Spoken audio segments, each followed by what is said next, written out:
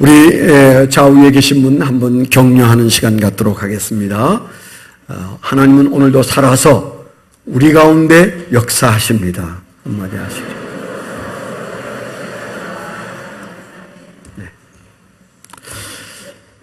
네. 오늘 말씀은 요한계시록, 이제 그런 약간 이상한 제목입니다. 요즘은 요한계시록이 이단들의 전유물이 되었습니다. 그래서 요한계시록 하면 약간 이상한 교회 혹은 이상한 목사님, 그런 분들이 요한계시록을 말하고, 보통 교회는 1년 가봐야 요한계시록에 있는 말씀으로 52주 중에 한 주도 설교 듣기가 좀 어렵습니다. 어쩌면 우리 교회도 그런 류의 교회 중에 하나가 아닐까, 그런 생각이 듭니다. 그러나 요한계시록의 내용은 우리에게 있어서 우리 신앙에 사실은 지금 가장 중요한 주제예요. 조금 이따 그 얘기를 다시 하겠지만은, 그런 면에서도 요한계시록은 우리에게 특별한 관심의 대상이 되어야 합니다. 먼저 전제로 말씀을 드리는 것은, 요한계시록은 계시받은 어떤 목사님들이나 푸는 어려운 성경이다, 그렇게 믿으시면 이 순간에 그 생각 다 씻어버리세요. 요한계시록은 구약 성경방, 신약 성경방만 공부했어도 아주 쉽다. 아주 쉽다. 어떤 특별한 사람이 자기만 그 비밀을 안다고 말하면, 비밀의 열쇠를 가지고 있어서 요한계시록은 나만 풀 수 있다고 말하는 사람 옆에는 절대 가지 마세요. 거짓말입니다. 거짓말입니다. 절대 그렇지 않아요. 요한계시록을 하나님이 누구한테 얘기한다는 말입니까? 그렇지 않습니다. 그가 안다면 우리도 알게 돼 있고, 또 목사가 안다면 여러분도 알아야 정상이고, 그래서 요한계시록을 가지고 이단들이 장난을 많이 치고, 그래서 다니엘서, 에스겔서, 요한계시록 가지고 얘기 많이 하는 분들은 일단은 그 배경이 무엇인지 조심하셔야 돼요. 저분은 저렇게 심오한 것을 많이 하는데 왜 김용품 목사님은 요한계시록을 안 가르쳐 줘가지고 내가 저분 앞에서 쫄리게 하지? 그러지 마요. 네, 오늘 아침에 듣는 말씀으로도 충분하고, 또 여러분 만일에 구약 성경방 하셨던 분들, 또 이번에 신약 성경방 하셨던 분들은 요한계시록을 어려워하지 말고 읽으면 됩니다. 어려워서 풀리지 않는 것은 아직 묶여 있어서 그래요. 풀지 않으십니다. 풀지 않은 것을 애써서 풀려고 하지 마십시오. 요한 사도가 요한계시록을 쓸 때 그분이 몇 프로나 이해하고 썼을까요? 그분은 천국을 구경했는데 천국도 설명하기 어려웠어요. 바울 사도도 천국, 3층 천국까지 하나님이 이끌어서 올라갔지만 그는 천국에 대해서 아무 말도 못했어. 내가 말로 하거나 글로 쓴다는 것 자체가 너무 주저스럽다. 왜냐하면 표현이 안 된다. 표현이 안 되는 것을 내가 말로 표현하면 오해가 생기니까 그냥 얘기하지 않겠다. 그렇게 말했잖아요. 그게 정상이고 그게 바른 자세죠. 그런데 뭔가 나 혼자 보고 나 혼자 아는 것처럼 그렇게 떠벌리는 사람들은 뭔가 이유가 있어요. 하고 싶은 얘기가 그 뒤에 반드시 따라 나와서 석 달만 다니면 집 팔아야 합니다. 집 팔아서 가서 그분들 추종하다가 지금 피지에 400명이 가서 있잖아요. 텔레비전 보시는 분이나 신문 보시면 나오는 신옥주라는 그 여자 목사가 설교할 때 제가 여러 번 들어봤어요. 설교할 때 반 이상은 반말이야. 그랬지! 교인들한테. 그랬잖아! 뭐 이렇게. 근데 그게 그렇게 좋은가 봐요. 이렇게 존댓말 하는 목사 얘기는 졸고 앉았고, 반말 찍찍 하는, 그 버릇장머리 없는 목사 앞에서는 사람들이 집도 팔아서 피지까지 따라가서 대한민국에 있으면 망한다고, 거기 가야 산다네요. 망합시다, 여기서. 피지 가서 살 생각 하지 마요. 여기서 선교하다가 죽으면 죽지 무슨, 그 순교하면 되잖아요. 뭐가 그렇게 무서운데요? 우리가 알아서 죽어서 천국 갈 수는 없어도 죽여주셔서 천국 가는 건 좋은 겁니다. 아멘? 아멘 안 하는 거 봐. 그러지 마요. 암에 걸리든지 교통사고 나든지 자살만 하지 마세요. 그래서 하나님 불러가시면 할렐루야 하고 때가 됐나 보다. 내가 할 일이 다 끝나나 보다. 그렇게 우리가 가면 문 열면 천국에 할렐루야. 뭘 두려워합니까? 이 세상 오래 살아봐도 좋은 거 있었어요. 제가 66년째 살고 있는데 별로예요. 네. 어렸을 때보다는 좋은 거 맞아요. 꿈도 못 꾸던 좋은 그랜저도 타고 다니고, 제가 그 그랜저 탈 때마다, 제가 늘 감사해요. 이런 좋은 차를 내가 타다니. 그러니 안 달릴 수가 없지. 260km 달리라고 써 있는데, 가는 봐야 될 거 아니에요. 그래서 제가 좀 달리기는 합니다만은, 우리 동네에서는 안 달립니다. 그런데 정말 좋은 시대에 사는 건 맞지만, 우리가 갈 세상하고 비교가 돼요? 안 돼요. 이번 여름 지나시면서 여러분 경험하셨죠? 야, 참 세상 살기 힘들다. 그저께 밤, 어저께 밤은 에어컨 안 틀고 주무셨죠? 어제 저는 자다가 일어나서 문 닫고 잤어요. 창문 닫고 잤어요. 우리가 어떻게 감당해요, 세상을. 그냥 주는 대로 사는데 곧 갈 겁니다. 가게 되기를 축원합니다. 가기 전에 저희가 이번 여름에 큰 거 하나 했어요. 한 달간 특별 새벽 집회를 하지 않았겠어요? 그래서 신약 성경방을 한 달간 했습니다. 제가 하면서 후회를 한 3번 정도 했어요. 내가 미쳤지. 왜 이걸 이 여름에 하겠다고 해가지고 이 고생을 하나. 그런 생각이 한 3번 정도 들었습니다. 근데 여러분들이 한 150명 등록하셨는데 돌아가면서 휴가 가고 돌아가면서 빠지고 그러셔서 이번에 한 120명에서 130명 수료를 했을까요? 이제 저희가 통계를 내는데 저희가 수료 인원을 정하는 게 좀 어려워요. 왜냐하면 워낙 더워서 국가도 재난이라는데 이 결석을 어느 정도 잡아야 이게 수료를 쳐주나 아직 결정은 못했습니다. 대략 한 120, 30명 정도 꾸준히 왔으니까 그분들은 수료를 하게 되는데 오늘은 바로 그 성경방 신약의 맨 마지막 12과에 등장하는 요한계시록의 맛을 좀 우리가 같이 좀 봐야 그동안에 좀 어리석게도 땀 흘리면서 아침 해가 뜰 때까지 주무셨던 분들에게 약간의 서비스를 하는 뜻에서 맥커트만 좀 보여드리면서 우리가 중간기부터 요한계시록까지 단숨에 한번 훑어보도록 그렇게 하려고 합니다. 우리가 성경을 이해할 때 이해하는 방법이 여러 가지라고 그랬죠. 우선 지리를 알아야 성경이 보여요. 두 번째는 역사를 알아야 성경이 보입니다. 성경 읽어서 뭐 하게요? 그 성경에서 우리가 중요하게 여기는 것은 뭐예요? 진짜 왕이 누구냐? 네로가 진짜냐? 느부갓네살이 진짜냐? 트럼프가 진짜냐? 이 세상에 잘났다고 말하는 세상을 지배하는 왕들이며 영웅이며 대통령이 과연 그 사람들이 지배자가 맞는 것인지 성경은 도대체 우리에게 누가 왕이라고 말하는지 그걸 알아야 우리 인생이 후회하지 않습니다. 잘 먹고 잘 살아도 그게 지나가고 없어지는 거라면 그 어리석은 거잖아요. 그렇게 되지 않으려면 우리가 성경을 통으로 읽어야 되는데 통으로 우리 교회 성경 읽기가 대한민국에서는 아마 제일 많이 읽는 교회 몇 교회 중에 하나일 거예요. 여기 수십 번 읽은 분들이 많으시잖아요. 저보다 많이 읽은 분들이 굉장히 많으세요. 목사보다 많이 읽은 교인들이 수두룩하다는 그런 얘기 우리 교회 아니면 어디서 들어보겠어요? 그런데 많이 읽으시는데 그런데 좀 우리가 역사적 고려와 지리적 고려와 그 다음에 문화적 고려를 하면 성경이 몇 배로 재미있고 달고 그리고 깨달아지고 그리고 말씀을 읽다가 가슴이 뛰고 그런 역사가 일어나는 거죠.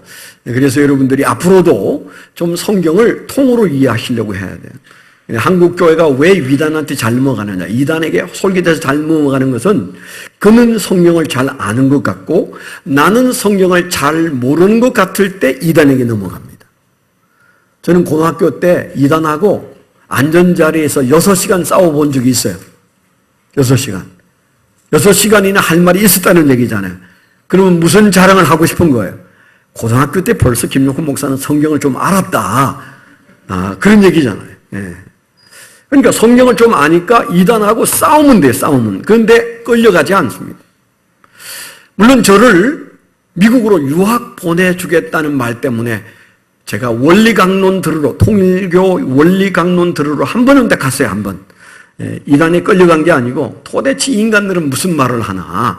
그래서 제가 갔는데 첫 시간부터 그냥 한자 풀이를 하면서 에덴 동산 얘기부터 하는데 첫 번에 저는 아니라고 생각했어요. 저건 아니다. 저 논리에 구멍이 많다. 고등학생 때. 그러니까 성경을 좀 읽었고 교회에서 열심히 성경 공부를 한 흔적이 모태신앙이 잘 안 넘어가요. 모태신앙은. 그래서 모태신앙이 신앙생활이 맨날 모태 그러는 거 맞아요. 앞줄에 안 오려고 그래. 모태신앙 중에 앞줄에 와서 앉아있는 사람이 있을까요? 우리 며느리 한 사람 앞줄에 앉아있네. 여기도 한 사람 있긴 있네. 네. 앞줄에 안 옵니다. 저 중간이나 뒤에나 중층이나 앉아 있습니다. 그리고 대체로 졸아요. 옆에서 졸면 모태신앙이구나. 그렇게, 왜냐하면 아는 게 많거든, 아는 게. 평생을 들었으니 깊이 알지는 못해도 아는 게 막 엄청 많아요. 그러니까 설교가 깊이 안 들려. 아유, 목사님 또 아는 소리 한다. 내가 끝날 때쯤 잠 깨야지. 귀신같이 또 끝날 때를 알아. 그런데 그 사람이 이단하고는 잘 싸워요. 들은 게 있어가지고 이단이 무슨 말 하면 금방 여기서 분노가 일어나요. 그럴 때는 예수 팬이야. 그래가지고 그 모태신앙이요. 회사 같은 데서 예수 욕하면 금방 화냅니다. 교회 와서는 약간 또 뺐딱해요. 네. 그런데 왜 이단으로 안 넘어가느냐? 아는 게 좀 있거든. 그래서 여러분들이 성경을 좀 아는데 그냥 알면 이제 안 돼요. 이게 통으로 공부하는 공부를 좀 해놓으면 많이 못 읽어도 전체를 알면 요한계시록 가지고 떠드는 사람에게 넘어갈까요? 안 넘어가요. 안 넘어가. 뭐 14만 4천 어쩌고 안 넘어가. 절대 안 넘어가.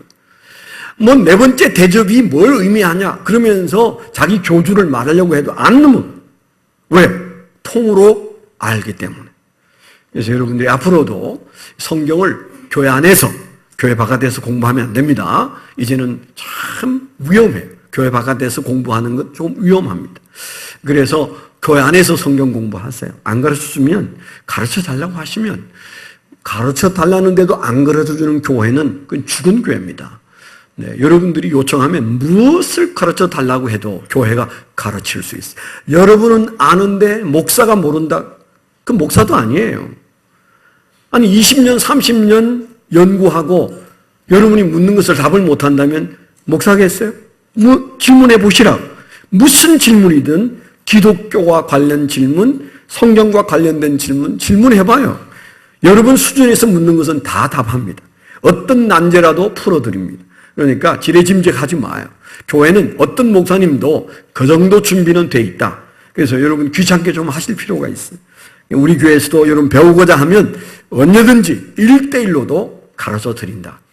그래서 우리가 잠깐 보면 이제 맛보기 조금 오늘 못 오신 분들에게 서비스하는 겁니다. 자, 우리가 1과에서 뭘 공부했어요? 신약 성경방 1과에서 성경에는 없는데 너무너무 중요한 신약 성경을 읽으려면 절대 몰라서는 안 되는 공부가 있어요. 그게 중간기라는 시대의 공부입니다. 성경에서 말라기로부터 그 다음에 마태복음 사이에 몇백 년이 싹 빠져 있어요? 400년이 빠져 있어요. 그리고 바로 시작해요. 그래서 말라기와 예수님이 탄생하시는 말씀 사이에 400년을 모르면 신약을 이해하는 게 굉장히 어렵다. 그런데 성경에는 없다. 성경에 안 써여졌으니까. 성경에는 없는 얘기가 마구 신약 성경에 나와요. 헤롯이 도대체 누군지, 그 성경에서 말하고 있는 바가 무엇인지, 바리새인은 도대체 뭔지. 우리는 바리새인 신발 벗고 쫓아도 못 따라가면서 바리새인 욕 많이 하죠. 조금만 하면 저 사람은 바리새인 같아. 그런 말 하지 마요. 바리새인 근처도 못 가면서 무슨 바리새인 욕을 하고 있느냐고. 사두개인 욕하면 안 돼요. 열심당원 욕하면 안 됩니다. 우리 수준이 믿음을 뺀 나머지는 그분들의 열심에 못 쫓아가요.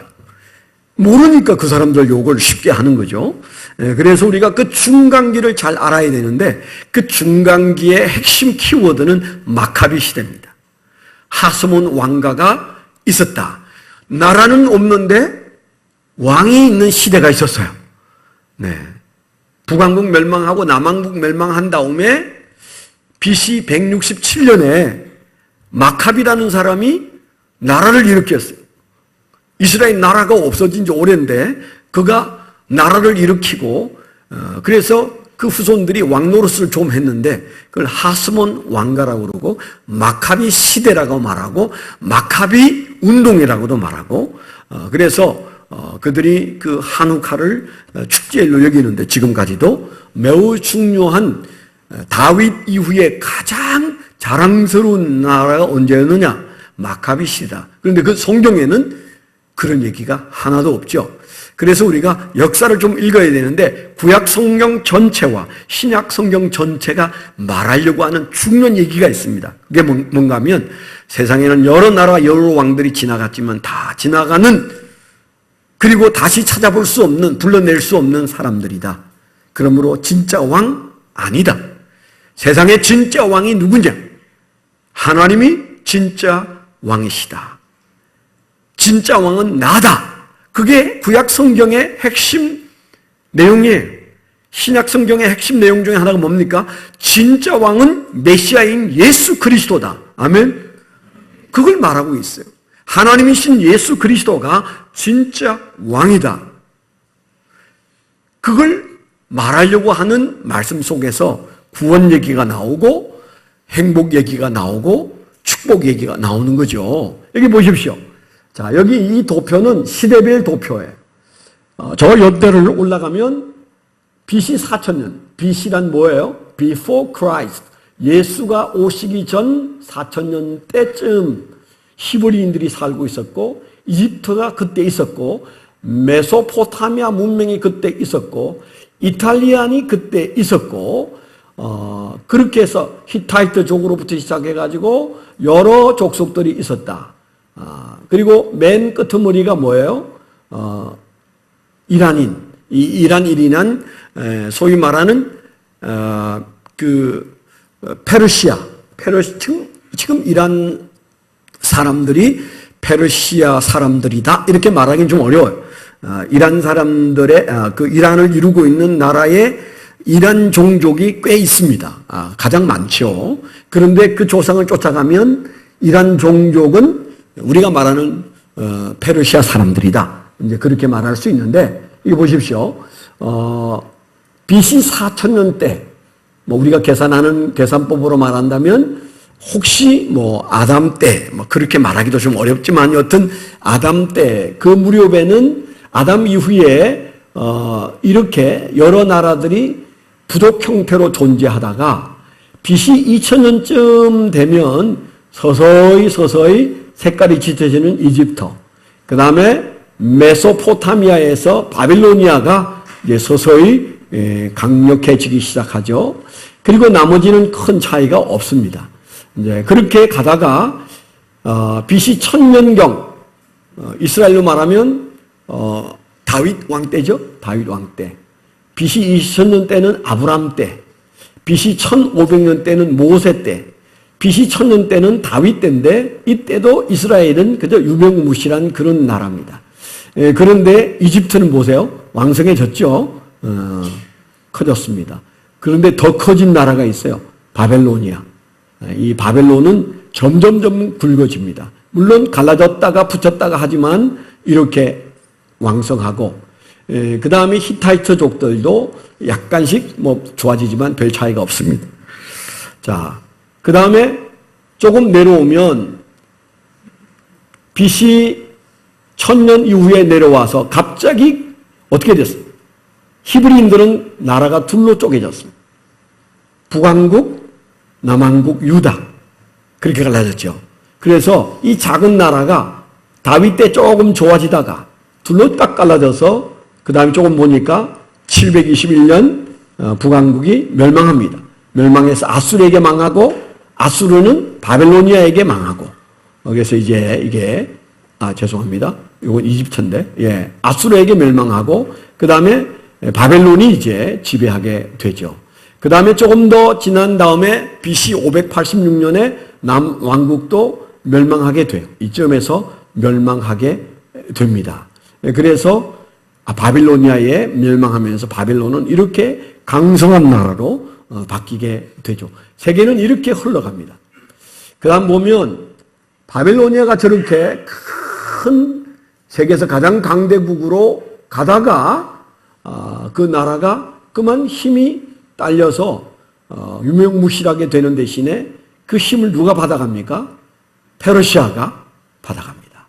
페르시아가 받아가요. 페르시아가 받아가서 대단한 힘을 키워가고 있는 모습을 우리가 볼 수가 있습니다. 그 다음에 조금 지난 다음에 보면 형국이 달라집니다. 여기 보십시오. BC 200년 어간에 무슨 일이 벌어집니까? 여기에 이제 전 세계를 제패하는 한 사람이 등장하는데 알렉산더 대왕이 등장해서 아주 삽시간에 전 세계를 휘어잡습니다. 갑자기 커지죠. 그런데 그가 30대 죽습니다. 죽으면서 사실은 알렉산더 대왕이 없는 자리에서 세계는 또 분열하기 시작하죠. 그래서 여기에 보이는 이제 셀루커스와 프톨레미가 알렉산더로부터 받은 나라를 3분해 가지고 이 강성한 나라로 잠시 있는데 그 나라도 오래 가지 않습니다.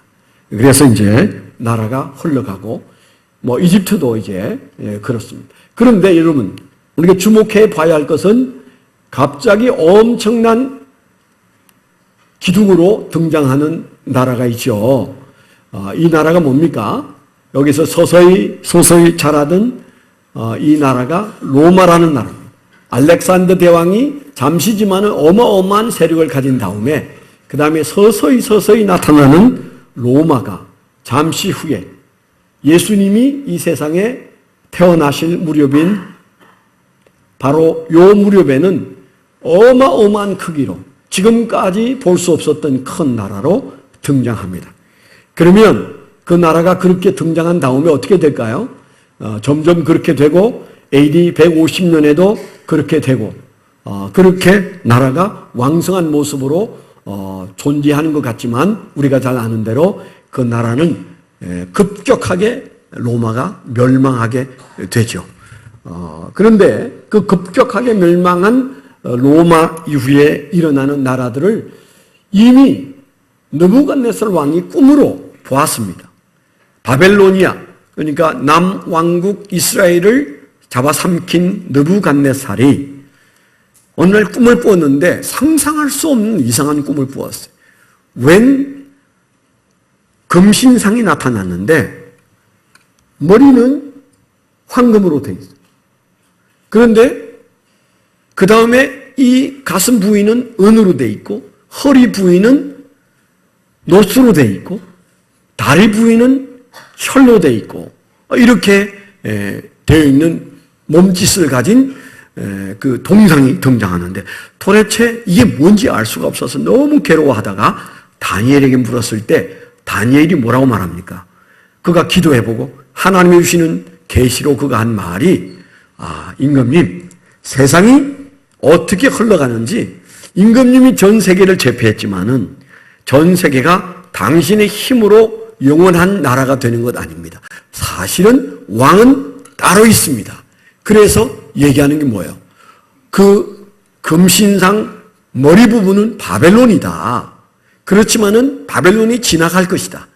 바벨론이 지나고 나면 페르시아가 등장할 것이다. 바사는 메델 바사 다음에 바사가 나오는데 바사는 페르시아를 그냥 우리식으로 말하는 겁니다. 자, 은으로 된 가슴 부위가 등장하는데 그것은 페르시아 제국이 등장할 것이다. 페르시아 제국 다음에는 헬라 제국이 알렉산더 대왕이 여기에서 노스로 된 헬라 제국이 등장할 것이다. 헬라 제국 등장 이후에는 로마라는 나라가 등장하게 될 것이다. 그리고 저 발 부분에 철과 진흙으로 만들어진 부분이 있는데 그것은 로마 제국 이후의 열국들을 의미한다. 다니엘이 하나님이 주신 말씀대로 느부갓네살 왕에게 얘기했을 때 그가 깊이 깨닫습니다. 아, 그렇지. 내가 지금 저 보이지 않는 여호와 하나님이란 신에 의하여 전 세계를 제패했다고 말하지만 이 세상은 내가 다스리는 왕이 아니에요. 나는 잠시 지나가는 존재야. 그가 그걸 깨닫지 않습니까? 그가 어느 정도 예수를 믿었는지 우리는 잘 알 수가 없습니다. 바벨론의 가장 강대국이었던 나라의 왕이었던 것, 또 우리가 잘 아는 페르시아의 가장 강성했던 고레스. 요즘 그래서 미국에서는 트럼프를 고레스라고 그런다잖아요. 고레스.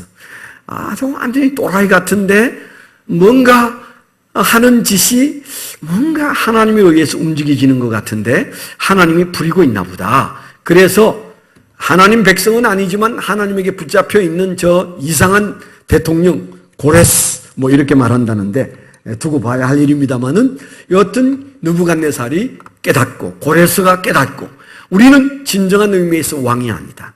진짜 왕은 하나님이시다. 그들이 그걸 깨달으면서 한때를 이 세상을 통치하지 않았겠습니까? 구약 성경이 쫙 얘기하는 역사가 그걸 얘기해 주고 있는 거예요.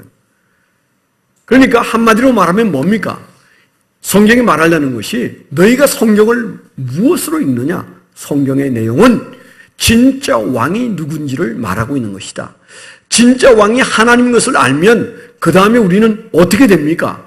그 다음에 우리가 그 하나님을 따라서 사는 것이 그래서 우리가 하나님 나라의 백성으로 사는 것이 참 후회 없는 인생을 사는 것이다. 제가 늘 얘기하지만 그리스도인들의 참된 인생관은 철학은 뭡니까? 두 개의 나라를 섬기는 겁니다. 하나는 하나님 나라를 섬기는 하나님이 우리의 왕인 그런 하나님의 백성이에요. 아멘.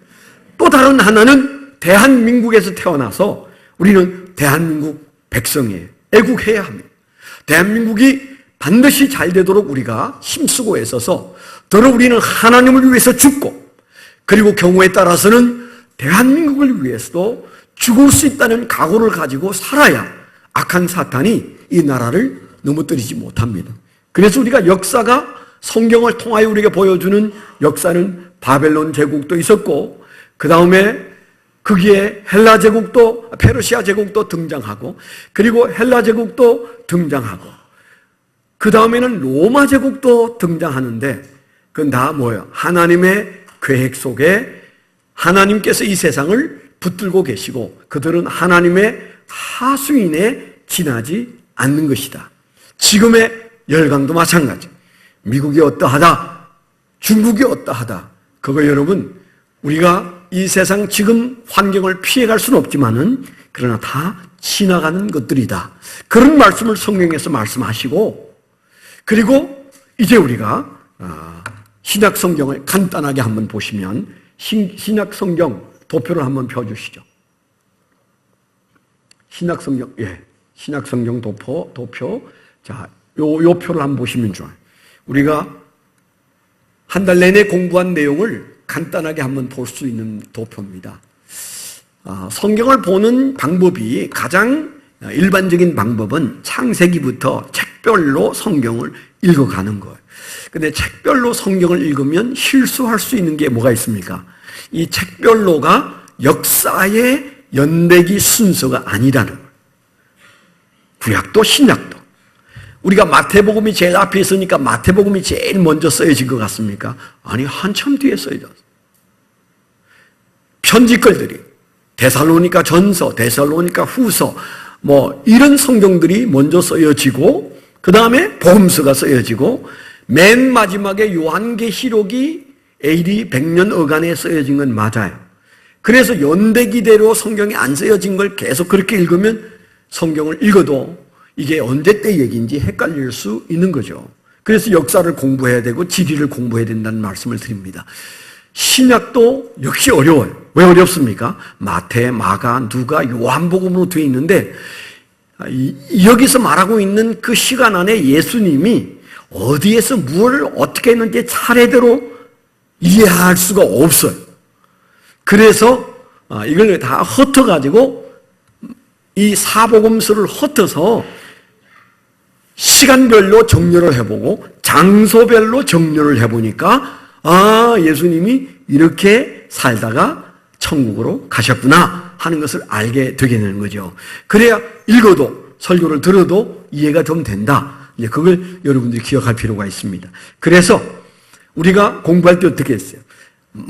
이 사복음서를 X좌표와 Y좌표로 설정해 놓고 X좌표는 시간별로 시간의 진행 순서를 X좌표라고 본다면 장소를 말할 때는 Y좌표라고 하고 본다.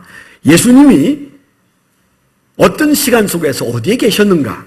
우리가 그걸 쫓아가면서 예수님을 이렇게 우리가 쫓아가서 볼 수 있는 방법을 설정했는데 그러려고 하니까 두드러진 게 나왔어요. 그게 뭐가 나왔는가 하면 예수님의 공생에는 3년밖에 안 되는데 뒤죽박죽 어려운데 예수님이 공생애를 사시는 동안 6월절이 4번 지나가고 있어요. 3년 공생애 중에 4번의 6월절이 지나가고 있어요. 근데 예수님은 꼬박꼬박 6월절마다 예루살렘을 찾아오셨어요. 그 먼 길을 저 갈릴리에서 예루살렘까지 그 먼 길을 그저 우리가 차를 타면 한 2시간 반 김혜리 집사님이 여기 어디 보였는데 그 정도 돼요? 저분이 저보다 지리나 역사에 대해서 더 전문가예요. 이스라엘 요르단에 대해서는 아주 정철아 집사님도 좀 알죠? 옛날 좀 하셔서. 그래서 우리가, 간단하게 보면 한 2시간 반 내지 3시간 가까이 걸리는 그 거리를, 그 당시 예수님이 대체로 걸어 다녔을 것이다. 그렇게 생각할 때, X좌표, Y좌표를 가지고 보면 6월절 4개를 놓고 보면 이 성경이 어디쯤의 얘기인지 알 수 있는 거예요. 첫 번째 6월절, 두 번째 6월절까지 예수님이 올라가셨어요.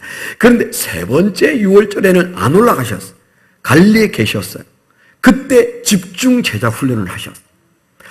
그리고는 4월이 6월절인데 4월이면 꼬박꼬박 예루살렘으로 올라가셨던 예수님이 세 번째는 안 올라가시고 그해 10월달 초막절이 있는 10월달에 초막절 맞추어서 예루살렘으로 올라가신 것이 마지막 올라가신 것. 거기서 6개월 동안 초막절과 함께 그 이듬해 4월까지 예수님께서 예루살렘과 유대 일대에서 사역을 하시고 그리고 마지막 6월절, 네 번째 6월절은 우리가 잘 아는 대로 예루살렘 성에 입성하셔서 그리고 십자가에 못 박혀 죽으셨거든요. 이제 그런 역사를 우리가 염두에 두고 성경을 본다.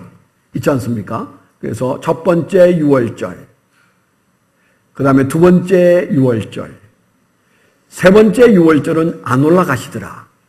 그 다음에 네 번째 6월절 되기 전에 10월 달에 예루살렘에 가셔서 12월 수전절을 지나 4월 6월절에 예수님께서 예루살렘에서 마지막 생을 마치시는 내용이 복음서의 내용의 전부예요. 우리가 그런 측면에서 보면 굉장히 실제적으로 성경을 볼 수가 있다. 그렇게 보시면 됩니다. 자, 신약 성경이 쓰여진 역사적 배경을 보면 예수님의 공생애가 여기 조그맣게 나와요. 공생애 시작하셔서 3년 동안 계시다가 부활 성천하시고 예루살렘 교회가 등장하는데 그때 지도자는 베드로였어요. 사도행전 내용이 쭉 나와서 지금 바울 사도가 로마에 도착하기까지 28장에 걸쳐서 사도행전이 등장하죠.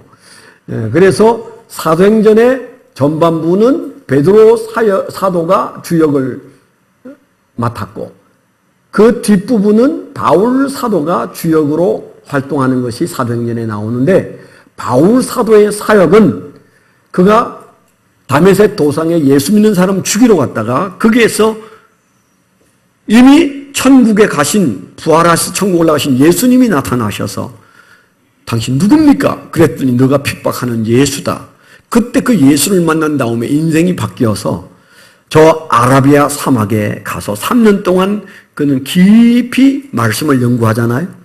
그 아라비아 사막이 어쩌면 페트라 일대일 것이다. 이렇게들 얘기들 하죠. 그런 다음에 예루살렘 왔다가 고향 다소, 지금 터키 남반부로 그가 쫓겨서 가듯 가가지고 10여 년 정도 그곳에서 살다가 안디옥이라는 곳에 바나바가 데리고 가서 거기서부터 교회를 개척하다가 1차, 2차, 3차 선교여행을 하고 로마에 그가 이제 붙잡혀 사형수로 살다가 거기에서 참수를 당함으로 바울 사도의 생애가 마쳤다. 이렇게 보는데 사도행전에는 참수 얘기까지는 나오지 않습니다. 여기 이제 보면 1차, 2차, 3차가 나오는데 2차 때 데살로니가 전서, 데살로니가 후서, 그 다음에 갈라디아서를 썼습니다. 그런데 이게 아마 제일 먼저 쓰여졌을 것이라고 보고요. 3차 선교여행 때 고린도전서, 고린도후서, 로마서를 쓰셨어요. 그런데 요 무렵에 마태, 마가, 누가복음이 쓰여지거나 약간 더 뒤에 쓰여졌을 것이다. 이렇게 보는 거죠. 그리고 한참 후에 요한 사도에 의해서 요한복음이 쓰여졌다. 그 전에 사도행전에 쓰여졌다. 이렇게 보는 것이 학자들이 견해입니다. 그 다음에 이제 1, 2, 3차 선교여행을 마치고 그 다음에 감옥에 갇혀 있을 때 많은 편지를 쓰는 바울 사도가 에베소서, 골로새서, 빌레몬서, 빌립보서를 썼는데 이 네 개를 쓴 이걸 옥중서신이다. 그렇게 말하고 역시 그 옥중에서 디모데전서, 디도서, 디모데후서를 썼는데 이것은 뭐라고 그랬어요? 이건 목회서신이다. 옥중서신과 목회서신 7개를 쓰셨다. 그렇게 말하죠. 그 외에 이제 다른 사도들이 썩은 편지가 있습니다. 야고보서, 베드로전서, 베드로후서, 히브리서. 요거는 이제 X좌표에 해당합니다. 요 후반부에 BC, AD 아마 60몇 년쯤에 이렇게 쓰셨을 것이다. 히브리서는 지금까지도 저자를 알 수가 없습니다. 굉장한 책인데 저자를 알 수 없습니다. 예수님의 동생이 2사람이 있었는데 야고보라는 사람 그리고 유다라는 사람이 있었는데 유다라는 이름은 여러 사람이죠. 그래서 유다서는 예수님의 동생 야고보가 기록했다. 이렇게 보시면 됩니다. 자, 이때부터 바울 사도가 순교당한 다음에 사도 요한 중심의 역사 기간이 등장하는데 대략 AD 100년 어간까지 요한 사도가 사역을 합니다. 그가 예루살렘부터 시작해서 에베소에서도 목회를 많이 했습니다. 그래서 예수님의 어머니 마리아를 십자가상에서 너의 어머니다. 그렇게 요한에게 인계를 했는데 성실하게 그가 사역을 하는 곳마다 그 마리아를 모시고 다녔다가 마리아가 에베소에서 세상을 떠났다고 그러지 않습니까? 그래서 여기 보면 요한 1서, 요한 2서, 요한 3서 다 이때 대략 끝에 무리에 쓰고 계시록은 조금 더 뒤에 바로 이 편지가 써진 후에 반모섬에서 귀향을 살고 있을 때 도미티안이라고 하는 아주 괴팍한 로마의 황제가 집권하고 있을 때 자, 우리가 잘 아는 로마의 황제 잘 아는 사람 누굽니까? 네로 황제. 네, 네로는 합니다. 그 지독한 네로 황제가 지나간 다음에 더 지독한 황제가 도미티안이라는 사람이 등장해서 이 사람은 아예 자기가 신이라고 말했어. 내가 신이다. 모든 로마인과 속국의 사람들은 나를 신으로 예배하라. 안 하면 죽이겠다고 해서 얼마나 많은 기독교인들이 순교를 당했는지 몰라요. 그래도 하나님은 꼼짝 안 하고 그냥 지켜보고만 계셨어요. 그들은 그 고통을 피하기 위해서 도로 지하로도 내려가고 먼 나라로 도망가기도 하고 차라리 죽겠다.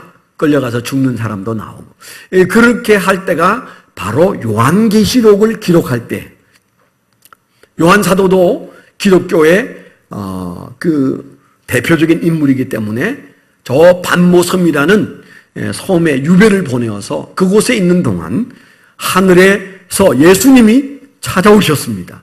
그래서 예수님께서 요한에게 보여줄 때 요한은 기절할 것 같았어.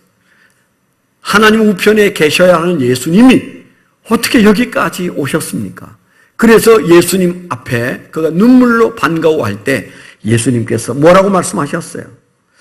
오늘 말씀에 보니까 2절에 보니까 요한은 하나님의 말씀과 예수 그리스도의 증거 곧 자기가 본 것을 다 증언하연, 그러니까 다 본 것을 그가 증언하고 기록하면서 서두에 말하기를 이 예언의 말씀을 읽는 자와 듣는 자와 그 가운데 기록한 것을 지키는 자는 복이 있나니 때가 가까움이라. 이제 불 밝혀도 괜찮아요? 네. 때가 가까움이라 그렇게 말했는데 여기에 때가 가깝다는 말씀을 언제 말씀하셨어요? 2000년 전에 말씀하셨어요. 그래서 많은 사람들은 어떤 생각을 가진다고 그랬어요? 아니 그때 가깝다고 말한 게 아직도 안 오는데 언제 오시려고? 안 오는 거 보니까 없는 거야. 그런 계획이 없어. 그냥 그저 지어낸 얘기일 수 있어. 이렇게 생각하면서 아주 아무 마음의 부담도 없이 사는 사람이 이 세상에 너무 많다는 사실을, 심지어는 교회 안에도 많다는 사실을 우리가 기억해야 돼. 오늘 말씀에 보니까 주님께서 우리에게 주신 말씀의 3절에 그것을 듣는 자와 뭘 들어요?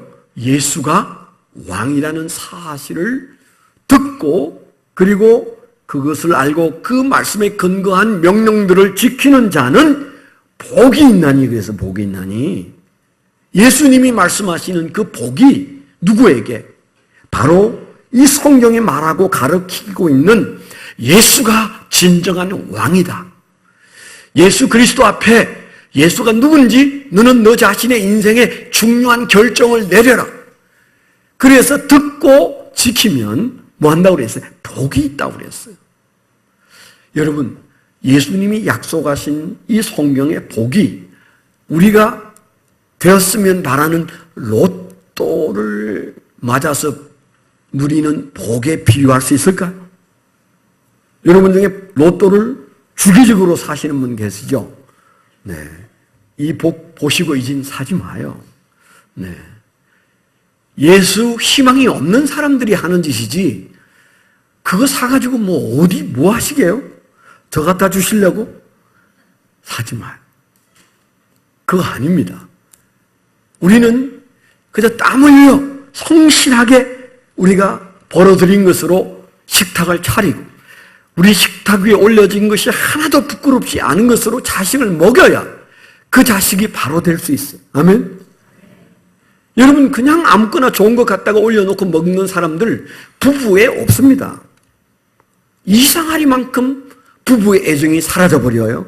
부모 자식 사이도 사라져버려요. 돈 없는 부모 자식 사이가 좋아요. 돈 많은 부모 자식 사이가 좋아요. 말 안 해도 아시죠? 왜 그렇습니까? 우리 마음에 애틋함이 사라지면 그 어디에서 돈 주고 사요? 아내를 볼 때 애틋하고 아내를 볼 때 신비한 마음이 사라지면 그 무슨 방법으로 그걸 찾아옵니까? 못 찾아와요. 세상 것 가지고 될 줄 알았는데 세상 것이 밀려 들어오면서, 그리고 더더욱이 그 세상 것 중에서도 우리가 부정한 방법으로 노력하지 않고 들어온 것들은 무참히 우리의 인간관계를 깨뜨려버리고 우리의 삶의 이상을 깨뜨려버리고 존재 가치를 깨뜨려버리고, 그래서 사는 게 아니에요. 그래서 성경이 말하는 복만 참 복인 줄 믿고 살게 되기를 축원합니다. 주식 하지 마요.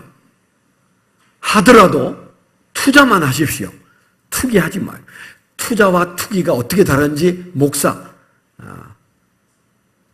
그냥 목사가 하는 말, 여러분, 목사님은 교회가 매기 살릴 텐데, 그러면 나도 주식 안 하지, 이런 사람 계시죠? 여러분, 주식이 투기가 되고 투기가 아닌 차이는 딱 하나입니다. 매일 들여다보면 투기입니다. 2달에 한 번, 석 달에 한 번 들여다보면 투자일 수 있어요. 우리 교회에 주식해서 돈 번 사람 없어요. 통계적으로 없어요. 그러면 없는 거예요. 그런데 목사님 집 한 채 날렸어요. 집 날린 사람은 수두룩 하다니까. 저한테 목사님 제가 주시겠는데 좀 벌었습니다. 목사님 책 한 권 사보세요. 저한테 책 한 권 사보라고 저한테 봉투 내민 사람이 딱 하나 있어요. 20년 전에 딱 한 사람이. 요즘 조용한 걸 봐서 요즘에는 안 생기나 봐요. 그런데 망했습니다, 목사님. 수두룩 하다니까. 그거 복 아니라니까요. 세상이 무슨 말을 하든지 목사가 하는 말도 좀 들으세요. 땀 흘려서 수고하는 건 몇 푼 안 되지만 여러분 그것 가지고 살아야 재미나게 삽니다. 죽을 때까지 행복하게 살고 부부 사이에 정이 넘치고 부모 자식 사이에 애틋하고 교회 오면 사람 사이에 사람이 사람으로 보이고 목사가 진정한 목사로 보이고 여러분 마음이 헷갈리면 가져도 가진 것 아니에요. 그러려면 하나님이 주신 복으로 살아야 되는데 오늘 약속하셨잖아요. 듣는 자와 지키는 자가 복이 있나니 그러셨어요. 그리고 하시는 말씀이 우리가 읽은 마지막 말씀이 뭐예요? 내가 속히 오리라. 요즘도 그러니까 교회 주변에 예수님이 언제 온다고 막 떠들어가지고 사람들 데리고 그저 장난치는 인간들이 굉장히 많습니다. 여러분 혹해서 넘어가면 안 돼요. 아무도 모릅니다. 예수님이 말씀하셨잖아요. 아버지만 아신다. 왜 안 알려주실까요? 조금도 신앙생활에 도움이 안 됩니다. 최근에도 여러분 뉴스에 보셨잖아요. 신옥주라는 여자 목사가 사람들을 데리고 피지로 가가지고 땅을 어마어마하게 사가지고 종부리듯 여권 다 뺏어놓고 그리고는 종부리듯 그냥 공동체를 이루어서 거기서 노동을 시키는데 한 사람이 도망쳐 와가지고 고발하는 바람에 공항에 들어오다가 잡혀서 지금 감옥에 있어요. 그런 분들은 그저 한 석 달만 성경을 가르치면 반말 찍찍 하면서 하는데도 그런 사람이 석 달 동안 하면 그냥 사람들이 집 팔아가지고 온다니까요. 우리 교회에서 집 파신 분 계세요? 안 계셔. 헌금 좀 하신 분들은 계시지만 왜 그런 사람들이 말을 그렇게 듣는지 아세요? 그 말도 안 되는 사람들이 일로 가야 복이다. 내가 복의 덩어리라고 말하면 솔깃해가지고 갑니다. 왜요? 성경을 모르니까. 그래서 우리가 기억할 것은 그때는 아무에게도 말씀하시지 않으셨어요. 저희 아들들이 어렸을 때 종종 그랬다고 그랬죠. 신방 가면 아들들이 쫓아와서 문 밖에 오면서 아빠 언제 와요? 물어봐요. 그들은 그게 궁금해요. 왜 궁금해요? 재밌게 놀다가 오락도 하다가 아빠 엄마 들어올 시간에 딱 정리해놓고 땀 닦고 공부하면 나이스한 거예요. 그런데 아빠가 압니다. 그렇죠? 안 가르쳤습니다. 뭐라고 그럴까요? 속히 오리라. 오늘 말씀도 그랬잖아요. 예수님이 요한계시록 22장에 내가 속히 오리라 그랬잖아요. 그게 전부예요. 그런데 우리 복음은 그거예요. 지난주에 말씀을 드렸죠. 우리 신앙의 시작은 뭐다? 침례라고 그래요. 침례는 뭘 상징한다고 그랬어요? 두 사람이 결혼 언약을 하고 그리고 하나님과 사람 앞에서 결혼식을 함으로 이젠 부부가 되는 거예요. 그리고 우리가 먼저 언약을 했다면, 먼저 우리가 부부가 되기를 받아들였다면, 예수님이 프로포즈 하시고 우리가 예스 했다면, 나의 주인이 되어 주십시오 했다면 무엇으로 증명해요? 침례로 증명한다고 그랬어요. 다음 주 오후 2시에 침례식 있다고 그랬어요.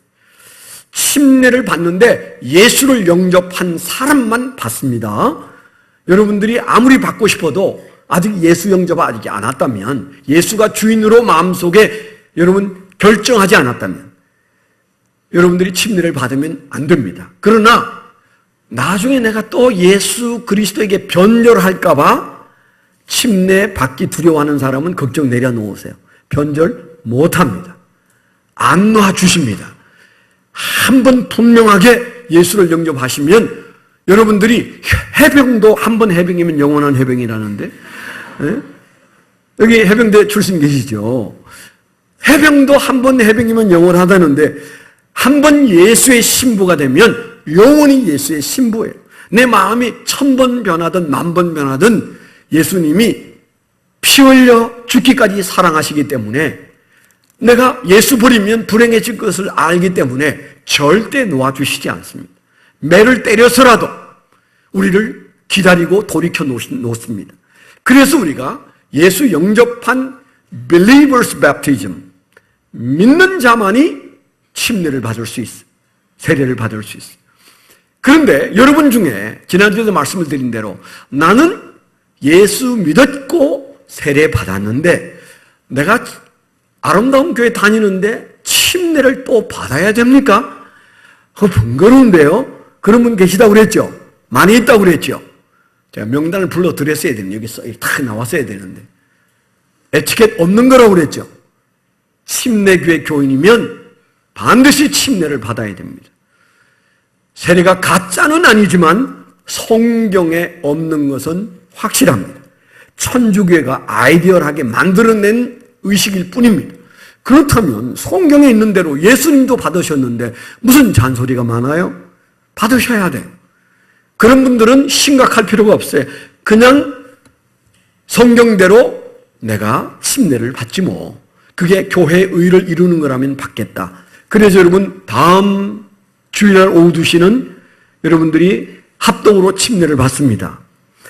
같은 값이면 여러분과 함께 살고 있는 담임 목사가 마지막 주는 침례 받는 게 낫지 내년에 새 목사님한테 받아도 괜찮습니다마는 해묵은 교인은 오래 예수 믿은 아름다운 교회 교인은 저한테 침례를 받고 내년에는 새로운 교인들이 받도록 하십시다. 아멘? 네. 자, 옆으로 좀 갔는데 시간이 많이 지나서 결론을 맺어야 돼요. 중요한 요한계시록의 핵심 키워드는 뭐라고 그랬어요? 예수를 믿는 시작은 침례고 예수를 믿는 신앙의 끝점은 재림이에요. 재림이에요. 내가 속히 오리라. 맨 마지막에 쓰여있는 말씀이지만 신앙에서도 가장 중요한 마지막 끝점에 재림이 있어요. 재림에 관심 없으면 여러분 신앙생활에 제대로 굴러가지 않고 있다는 증거입니다. 이 세상에서 여러분들이 세상과 싸울 수 있는 신앙은 초대교회도 2000년이 지난 지금도 타협하지 않고 싸우고 그래서 신앙의 기쁨을 누리고 사는 사람들은 한결같이 모여 침례를 통한 고백과 그리고 재림을 기다리는 신앙이 그 안에 있게 돼 있어요. 이 재림 신앙이 우리 안에 없으면 여러분 신앙하다가 풀이 죽어서 포기하기 딱 좋아요. 이렇게까지 힘들게 예수 믿어야 돼? 이런 마음이 여러분 살아가는데 몇 번쯤 들 것 같습니까? 수도 없이 들 겁니다. 아니 이 정도는 아무것도 아니야. 나는 예수 믿을 때 죽을 수 있다고 생각했어. 이 정도 되는 사람들은 적어도 뭐가 있어요? 죽어도 사는 재림신앙이 그 안에 예수님이 구름 타고 오실 것이 확실하다. 그 재림신앙이 그 안에 있을 때 비로소 사실은 이 세상의 시련도 이기고 고난도 이기고 죄도 이겨요. 죄도 이겨요. 죄는 양심으로는 절대 못 이겨요. 착해야지 착해야지 목사니까 착해야지 못 이깁니다. 유혹이 달겨들면 양심만으로는 우리에게 달겨드는 죄가 영적으로도 악한 사탄이 우리를 흔드는데 어떻게 우리의 이 얄팍한 양심으로 털난 이 양심으로 여러분 죄와 싸울 수 있어요? 못해요. 그럼 우리에게는 뭐가 있어요? 영적인 파워도 있어요. 그 죄와 싸울 수 있기 위하여 우리 안에 성령이 역사하셔야 되는데 재림신앙이 없으면 우리 안에 세상과 싸울 수 있는 힘이 안 생깁니다. 그래서 저와 여러분들이 가져야 되는 중요한 신앙, 내게 재림신앙이 있어서 요한계시록을 다 몰라도 괜찮아요. 요한계시록은 간단합니다. 예수가 왕이시다. 참 왕은 하나님 우편에 앉아 계신 예수님이고 그 왕이 심판주로 앉아 계신다. 이게 요한계시록의 핵심이에요. 이것만 알면 돼요. 그 사이에 내가 예수라는 둥, 뭐가 예수님의 내가 두 번째라는 사람이라는 둥, 이 이단들이 떠드는 얘기 듣지 마세요. 그냥 우리는 예수, 어린 양 예수, 그 예수가 메시아였고 그 예수가 하나님의 아들이시고 그 예수가 진정한 왕이시고 그 예수가 심판하러 오실 심판주라는 사실과 그분이 심판을 시작할 때 7인을 떼시고 7 나팔을 부시고 그 다음에 7 대접을 쏟아 놓으신다. 그 자세히 모르면 몰라도 돼요. 아무 상관없어. 여러분하고 상관없어. 상관 있어도 없어요. 그냥 그건 몰라도 아무 문제 없습니다. 그걸 알아야 여러분이 뭘로 이기게? 예수님이 보호하시고 성령님이 이끌어 가시면 7인, 7 대접, 7 나팔, 7 대접 그 세세히 몰라도 아무 문제가 없어요. 14만 4천이 뭔지 몰라도 아무 문제가 없어요. 오직 하나, 요한계시록이 말하고 우리가 알아야 되는 것은 뭐예요? 예수 재림하신다. 아멘. 이 신앙 가지고 힘있게 가을을 맞게 되기를 축원합니다. 기도하겠습니다.